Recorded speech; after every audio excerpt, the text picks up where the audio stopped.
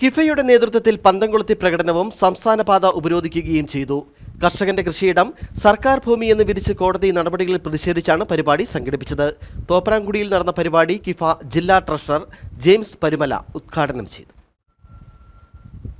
കർഷകന്റെ കൃഷിയിടം സർക്കാർ ഭൂമിയെന്ന് വിധിച്ച കോടതി നടപടികളിൽ പ്രതിഷേധിച്ചാണ് കിഫയുടെ നേതൃത്വത്തിൽ കർഷകർ സംഘടിച്ച് പന്തംകൊളുത്തി പ്രകടനവും തുടർന്ന് സംസ്ഥാന പാത ഉപരോധിച്ചതും.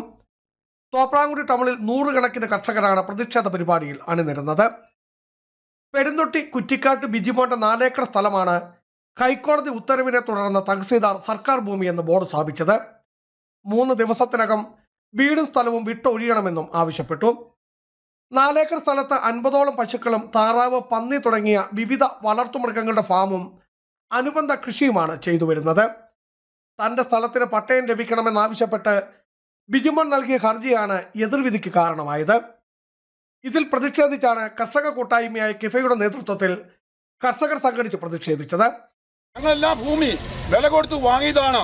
10-60 വർഷം മുമ്പ്, കേരളം ഉണ്ടാകുന്ന മുമ്പ് തന്നെ, ഇന്ത്യക്ക് സ്വാതന്ത്ര്യം ഉണ്ടാകുന്ന മുമ്പേ, ഇടുക്കി ജില്ല രൂപീകരിക്കുന്നതിന് മുമ്പേ ഇടുക്കിയിലേക്ക് കടന്നു വന്ന് സ്വന്തം കുടുംബത്തിനും നാടിനും വേണ്ടി അന്നം ഉൽപ്പാദിപ്പിച്ച കർഷകന് ഇന്നും പട്ടയമില്ലാത്ത അവസ്ഥയാണ്. അതിനെതിരാണ് നമ്മൾ പോരാടുന്നത്.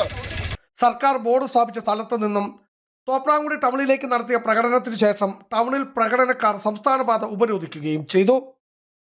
ഇത് സൂചനാ സമരമെന്നും ഹർത്താൽ ഉൾപ്പെടെ പ്രതിഷേധ പരിപാടികൾ ഉടൻ സംഘടിപ്പിക്കുമെന്നും കിഫ ഭാരവാഹികൾ പറഞ്ഞു. പ്രതിഷേധ പരിപാടികൾക്ക് കിഫ ജില്ലാ ട്രഷറർ ജെയിംസ് പരുമല, വാത്തിക്കുടി പഞ്ചായത്ത് തല ഭാരവാഹികളായ ഷാജു മണ്ണകത്ത്, സാബു വേഴമല, ജോബി തറയിൽ, ജോഷി കുന്നത്തുമതിയിൽ, ബിപിൻ നെല്ലങ്കുഴി എന്നിവർ നേതൃത്വം നൽകി. ബിജു വൈശൻ പറമ്പിൽ, ഇടുക്കി വിഷൻ ന്യൂസ്, ഇടുക്കി.